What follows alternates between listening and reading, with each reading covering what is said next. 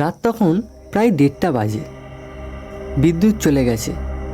রিমি পড়ার টেবিল ছেড়ে শুয়ে পড়েছে। ঘরটা নিস্তব্ধ, জানলার পাশে পর্দাগুলো হালকা দুলছে।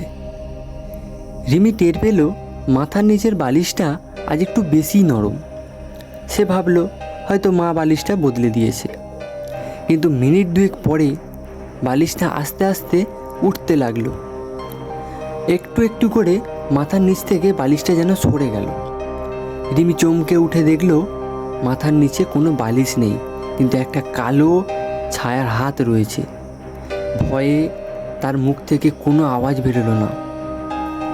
ছায়াটি ফিসফিস করে বলে উঠল, আমার বালিশ আমাকে ফেরত দে।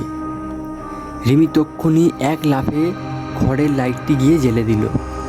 ঘরে আর কেউ নেই, কিন্তু জানলার পাশে একটা ছেঁড়া ফাটা বালিশ পড়ে আছে, আর কালো ছায়াটির হাতে লেখা ভূতনাথের সম্পত্তি।